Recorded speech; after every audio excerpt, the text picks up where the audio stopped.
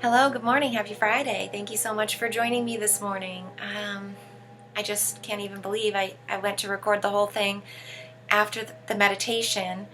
Uh, the screensaver had come on, so I tried to wiggle my mouse, tap on it to turn the screensaver back on as I was saying open our eyes and I'll ring my bowl. And somehow I hit stop on the recording. And so, yeah, I'm going to have to leave that as an unfinished recording, which seems so strange to me. But otherwise, I'd have to sort of do it as a two-part video, and that seems even weirder. And so,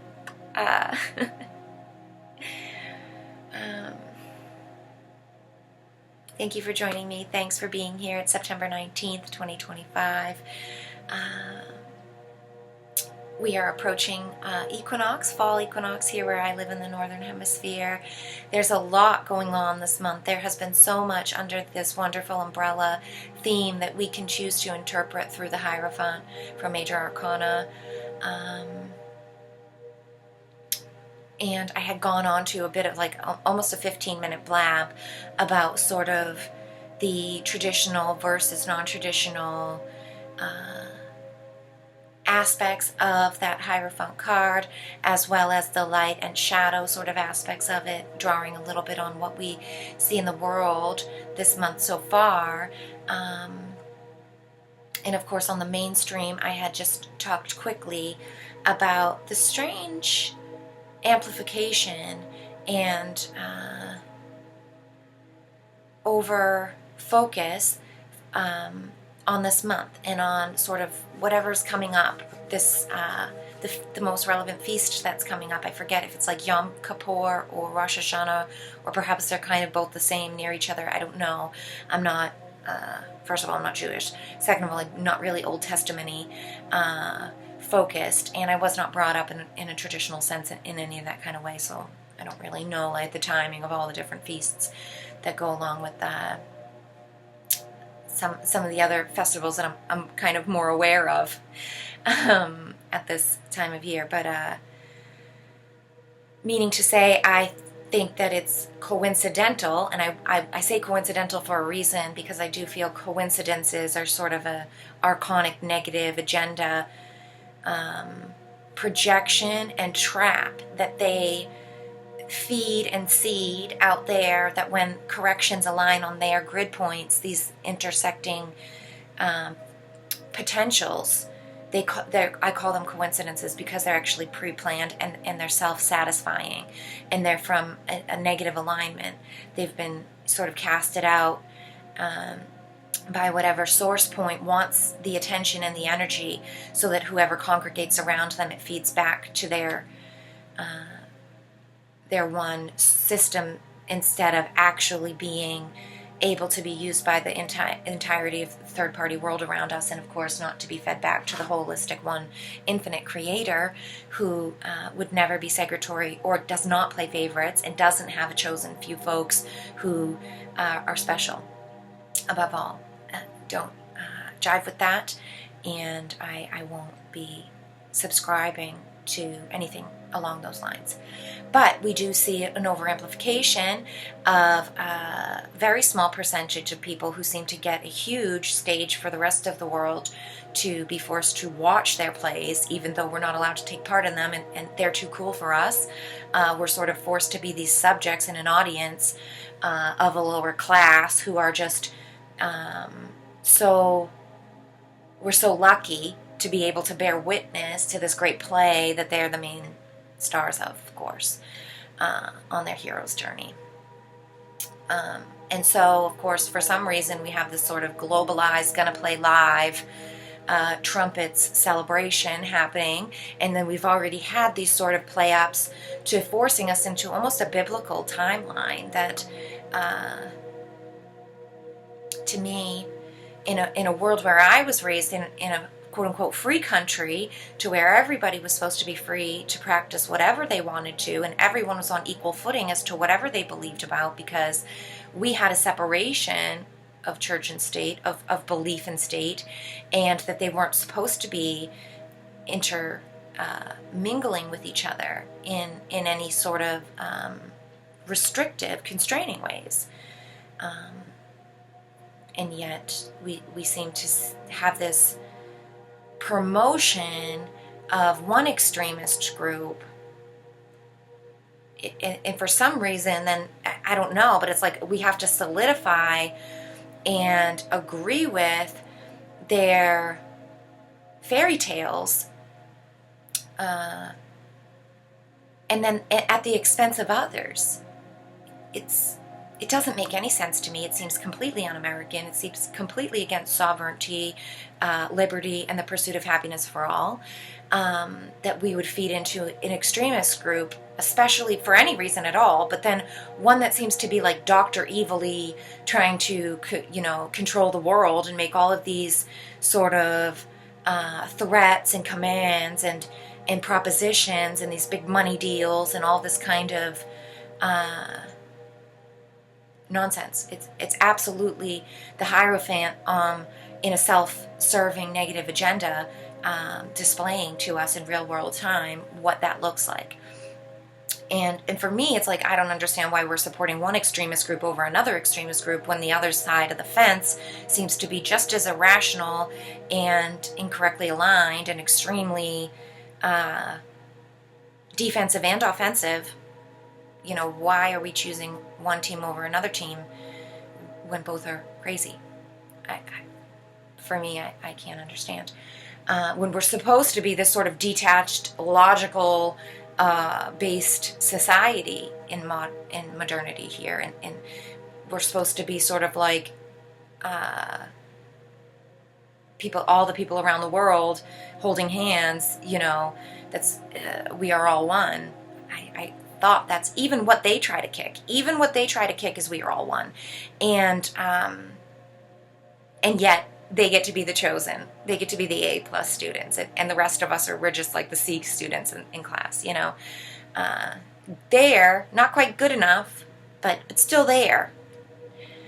Just enough to like either maybe pass if we're like lucky enough and special, we might pass the class, but most of us are just failing. Most of us are just chaff in the wind. Why to me, creator would create 100 students to have 99 of them be no good? It makes no sense to me. Wow, now I'm on it again, and I had just done meditation and gotten out of that, and now I'm back into it. Let's clear the air. We're here to, not be on a soapbox either, and I don't mean to stand on a soapbox. Everyone should be free to see the world and do whatever they want in the world, in my opinion. So yeah, this is everyone doing what they want to do, basically, at the end of the day, and it leaves me to just doing still what I would like to do. Right? Which is to do the card reading and see where we're at for this week. But being under this theme, and having sort of my focus being in a traditional sense and looking for these, more contemporary authoritative figures, and understanding about what is in tradition that really does call to truth versus what has been sort of inorganically copied into this repetition that some things of tradition really get stuck in as well. And trying to weed through that and find what's true for me in a real way, of course, and in this month has just been really, really fast-moving, chaotic, and these amplified scenes, so can't help but sort of get carried away with it. So in hopes of clearing the air, and let's get down to business of what we're really here for, I'd like to try to keep these videos a little shorter than I'm already 10 minutes in. So let's become a good, gracious audience, like I like to say, and practice before I do ask the cards for a wonderful piece of advice for our week to come here. So I'm going to close down my eyes and lead us in a little bit of a calming, centering meditation. It is not hypnosis, so if you're driving or you've got to do something else right now, that's totally cool. You can do that and listen along and just become more conscientious in what you're doing. Feel, your hands on the wheel more. If you're doing dishes, really feel the water. Pay attention to what you're doing. But for those of us who can, we're going to close out our eyes and close the distractions down. Close down our eyes and close the distractions out. And practice a bit of quiet contemplation here. So, taking a moment to get comfortable in a seat. Closing the eyes, letting go of that whole conversation, everything, all the energies that have come up from this moment now, whatever you've been doing all morning or day or evening even. Taking a few conscious breaths to sort of settle into the moment and let go of all that which no longer serves.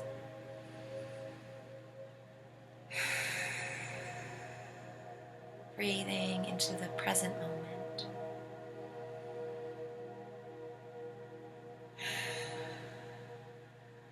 Settling down.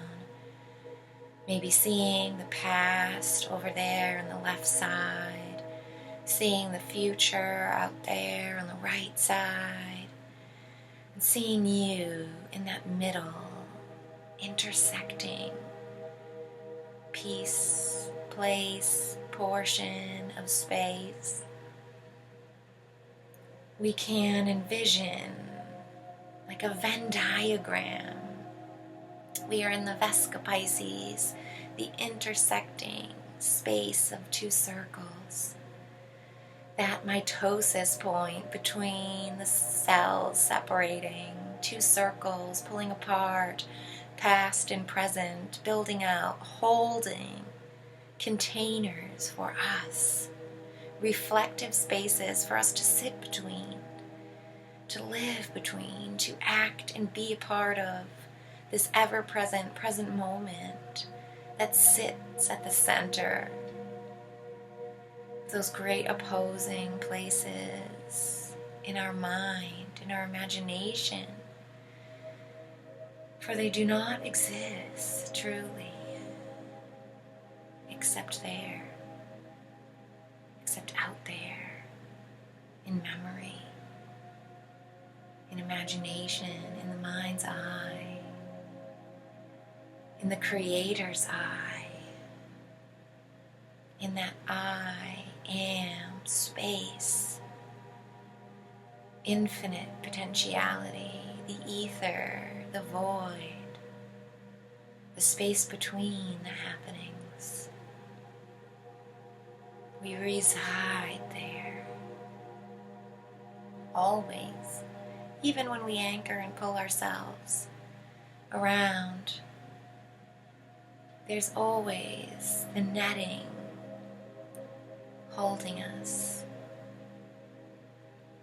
allowing us to remember, to rest, to reside in the now, to lean into the magical, mystical, ever-present, present moment.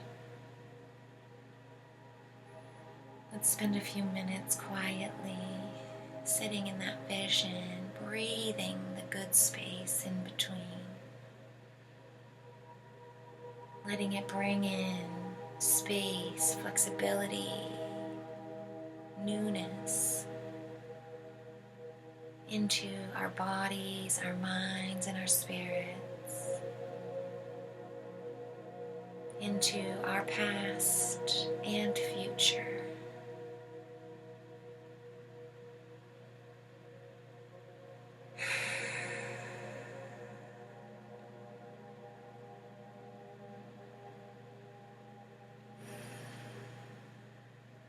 Envision yourself in between those two circles, maybe like bubbles. See gray clouds, colorful clouds, glitter, held out in those circles on either side. Breathing through the present moment of clarity. Washing yourself. Washing out, breathing through the past and the present. Seeing clear space, clear air. Allowing like a hole to be poked through the past and the future, so that you can breathe fresh air from now into both those spaces, allowing churning of air, wind to pass through, eddies to form, vortices spinning around in there, switching up, moving through any stagnant thoughts, any hard places, stale air. See it moving through and out. See more holes forming around those bubbles, creating a screen-like porous availability to move thoughts, scenarios, and scenes, to let go of anchor points, firm projections, assumptions, to let all those things mix and mingle, to be free, to let past scenes go, and to let private assumptions of the future go as well.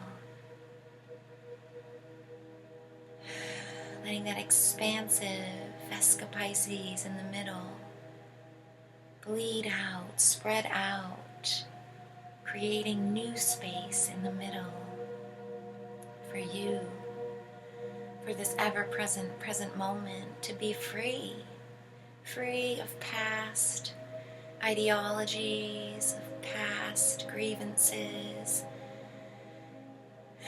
free all the chains that might be holding you down, free from all of those future lingering thoughts and places, those projective points that you think you have to get to, you think you're headed towards. Let them go. The present moment will always be exactly where you're supposed to be. So breathe into your faith, into your strength. Courageously own where you are now, letting go of where you've been, where you might go. Just be here now. Let go of that image, let go of all the space now. Remember where you are, remember the room you sat down in, the place you're at. Even take a look around.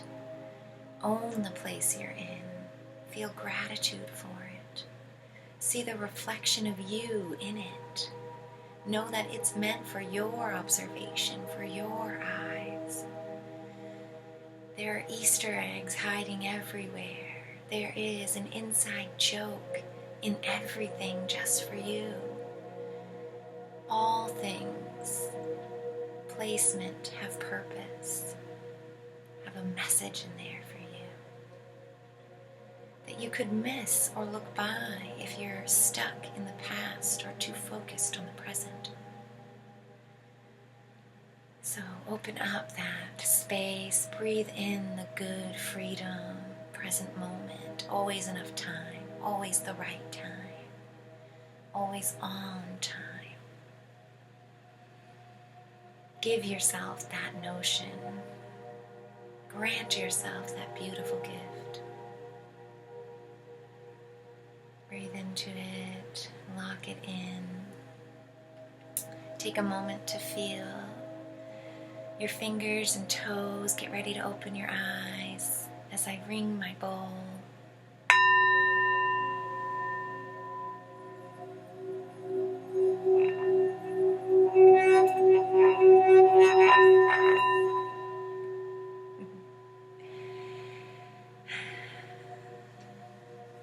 Okay, now take my deck out and we will see what our wonderful saints and angels would like to share with us for this week as we thank them for their ever-present present moment, for their observations and witnessing of our beautiful experience here in this reality.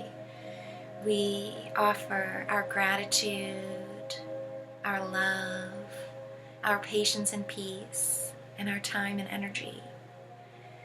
Here now, as we ask through these cards, if you could offer us under our theme of the Hierophant for this month of September on the 19th, 2025, a working of guidance or advice, an anchor point or a north star for us to align ourselves to for this week to come, individually and collectively. We thank you, thank you, thank you. All right, now I'll shuffle my cards up. Ooh, we got some jumpers. Give it a breakdown here. We'll see what these wonderful cards would like to share with us this week. Oh, I feel excited. I'm going to do a knock and a cut here. Whoops. Okay, we have reward.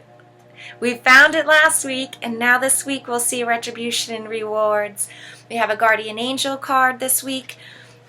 And so again, just as a little reminder in case anyone's new or I haven't said it since you've joined, last week we had St. Anthony, just as a reference point and sort of to point out what I'm saying here. We had a designated saint, an external figure to work with, to align with, to look for support through, or to find individual epiphanies through. This week we have a guardian angel card, which means that we have the building blocks within ourselves to do the work, and that it really is about things we've done on our own that we'll be rewarded for, and we shouldn't be looking for rewards to come externally from some specific figure or from some outside place, but more of these rewards that come from within our own self, or that are based on self-work, these self-determining rewards. I am going to read from the book just in case there's any key terms or phrases out of this page 73 this week, for anyone listening. Your guardian angels are rewarding you for all your concerted efforts, hard work, and dedication to others. You have been giving so much, and now it's time for you to receive. Your reward comes to you in an unexpected and happy way. It helps you know that you're not alone and that you are being watched over. Allow this to boost your faith even further. This is also a message for you to treat yourself to a few goodies. You've been expending so much energy that there's a need for a retreat and rejuvenation. Indulge yourself with a massage, a pedicure, a long soak in a warm tub. Rewarding yourself helps you to keep going and to feel appreciated for all your hard work, and it balances all the giving that you've been doing. You deserve this reward, and remember, the more you allow yourself to receive, the more you'll be able to give to others. That is such a beautiful message. And what a wonderful sense for this week here, for our equinox week, to really spend it with this rewarding sense of gratitude and thanks. So thanks for joining me. Thanks for your contribution to our collective. I'll see you next week.